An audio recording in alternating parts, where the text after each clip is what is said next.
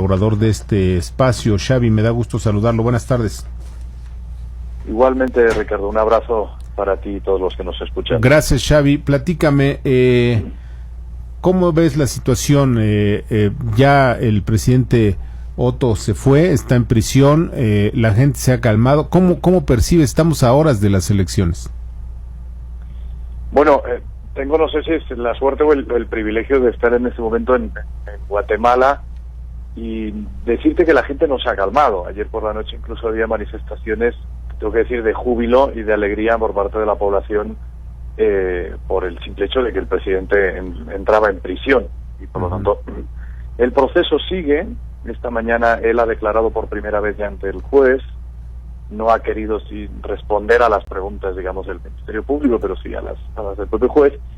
Y la acusación que está encima de la mesa no es solo por corrupción, es por asociación ilícita. Porque al final cumple los tres elementos que se le pueden aplicar para la comisión del delito, que era que conocía la existencia de un delito de desviación de fondos en la frontera, que forman parte más de 3 personas, y todo apunta a que él formaba parte de esto, y luego que hay documentos de que ha cobrado mínimo un 50% de las comisiones desviadas.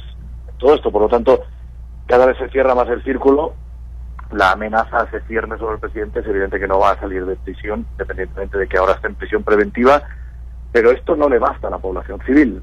La gente está pidiendo más, está pidiendo que devuelva el dinero, ¿no? Cosa que es bastante difícil, ¿no? Y por lo menos hasta que se pruebe cuánto ha sido la cantidad, porque se hablan de cifras millonarias, ¿no?, de desvío de dinero. Ahora, en tu opinión, que estás ahí, conoces el pulso de lo que está ocurriendo, ¿por qué se produce esto justo antes de la elección y por qué a poco nadie había descubierto antes nada? Bueno, se descubre antes de la elección, tampoco es cierto. Llevan más de 6-7 meses la CICIG, que es el organismo de Naciones Unidas para combatir la corrupción. Lo que pasa es que es ahora que han tenido acceso a sus presidentes, y ahora que el presidente tenía la carta de renuncia hecha hace aproximadamente un mes, y que intentó llegar hasta el final de la elección, pero no ha sido posible por las presiones, evidentemente, que ha tenido.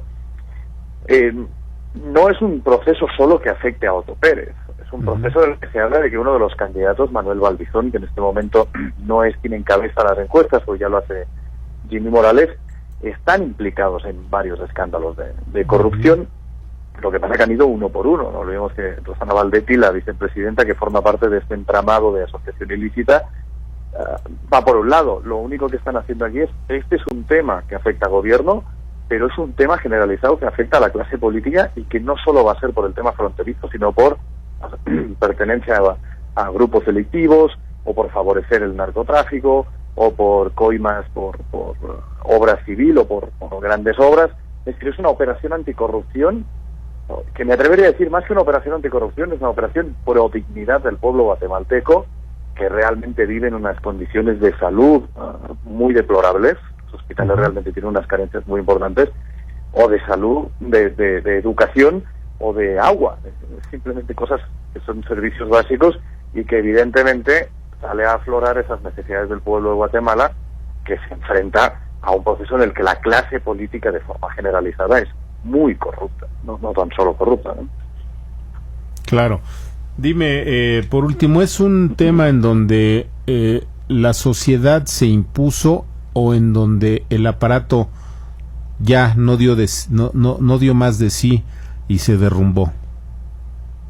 Bueno, aquí quien se impone es la CICIG, y por lo tanto también los temas que rodean al gobierno de los Estados Unidos, que es quien impulsa esto. No nos olvidemos que al final la política exterior americana se basa en un tema de seguridad nacional y no solo en un tema de política económica, y es cierto que Guatemala supone una amenaza por la inestabilidad y por la facilidad en que las operaciones de corrupción y de narcotráfico se generan en este país. Por lo tanto, quien ha apretado más, sin duda alguna, es el gobierno americano a través de la CICIG y a través de Naciones Unidas. En segundo lugar, yo creo que la presión popular ha sido muy alta, pero no olvidemos que también han dejado hacer. En cualquier otro lugar hubieran reprimido esas manifestaciones sociales, bueno, que están en su derecho unos de hacerlas y otros de considerar que no estaban organizadas y que por lo tanto no podían ser lícitas, pero aquí ha habido, como dirían los franceses, un laissez-faire, laissez-passer, que es dejar hacer a la población civil en las calles para manifestarse en contra ya no solo del presidente, sino de un sistema político que realmente está podrido desde arriba hasta los cimientos, ¿no?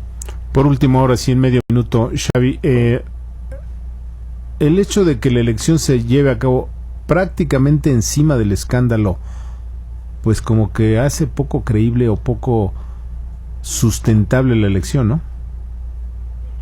Bueno, hay grandes dudas porque sobre todo la abstención y el voto nulo está alcanzando en la media de las encuestas entre el 30 y el 40%. Por lo tanto, la legitimidad del próximo gobierno va a estar muy en cuestión por eso. Claro. Xavi, te aprecio, te agradezco y si nos permites te vamos a estar molestando, vas a estar ahí como observador número 1 y te vamos a pedir que nos ayudes a entender el proceso. Faltaría más, sabes que es un placer siempre conversar contigo y con tu audiencia. Te mando un Saludo. fuerte abrazo. Igual.